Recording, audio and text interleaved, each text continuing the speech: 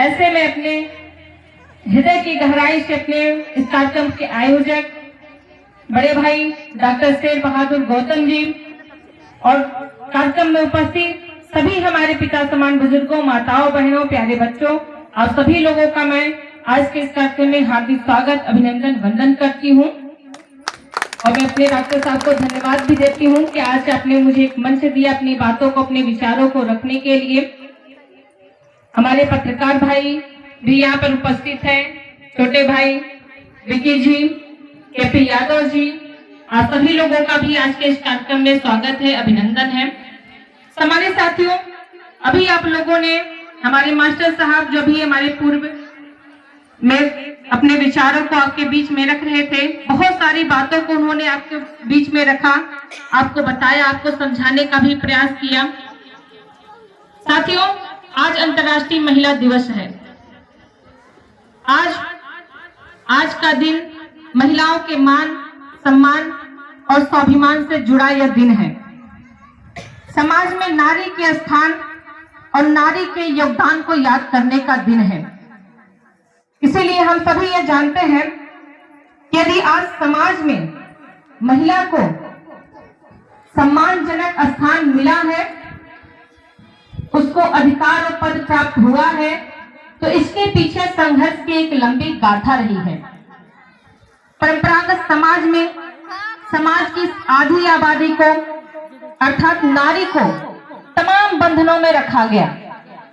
नारी पर बहुत सारी निरोगताएं लाद दी गई थी और समाज में धारणा हो गई थी कि नारी की अपनी कोई पहचान नहीं होती, वह तो दूसरों पर निर्भर है। एक प्रसिद्ध नारीवादी लेखिका सीमान बबुआ ने अपनी पुस्तक द सेकेंड सेक्स में लिखा था कि ये पूरी सामाजिक संरचना पुरुष को स्वतः सत्य और नारी को अन्य अदर के रूप में देखती है। अर्थात नारी पहले किसी की बेटी है, किसी की पत्नी है और किसी की मां है। उसकी अपनी कोई पहचान नहीं थी और ना ही उसके पास कोई अधिकार थे। यहां तक कि 19वीं जो हमारे पश्चिम के देश हैं, जो आज विकसित देश है, वहां पर भी महिलाओं को चुनाव में वोट देने का अधिकार नहीं था। ये 19वीं सदी में जाकर महिलाओं को वोट देने का अधिकार वहां प्राप्त हुआ है।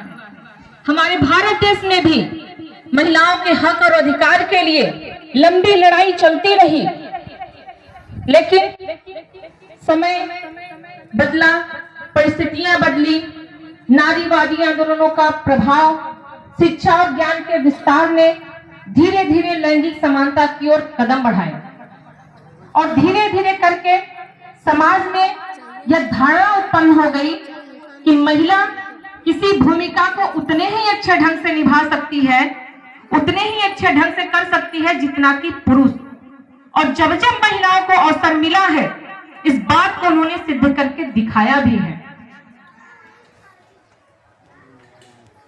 26 नवंबर 1949 को जब हमारे देश का संविधान स्वीकार किया गया, तो उसमें यह व्यवस्था की गई, उसमें मूल अधिकार के रूप में अनुच्छेद 15 में यह व्यवस्था की गई कि धर्म, मूल, वंश, लिंग और जन्मस्थान के आधार पर विभेद का प्रतिषेध किया जाता है।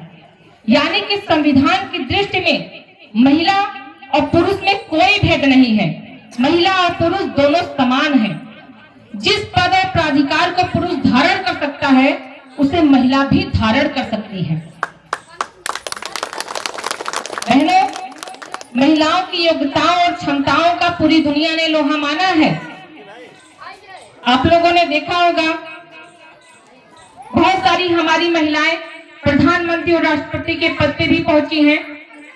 हमारे भारत देश में ही इंदिरा गांधी प्रधानमंत्री रही और इस समय वर्तमान समय में भी हमारे देश की राष्ट्रपति एक महिला ही है, महामहिम श्रीमती द्रौपदी मुर्मू जी।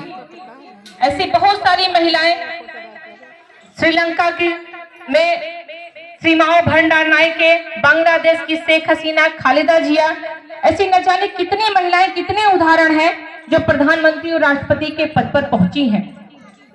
विज्ञान, तकनीकी कला, साहित्य, प्रशासनिक और सैन्य क्षेत्रों में भी अब महिलाएं किसी से पीछे नहीं है।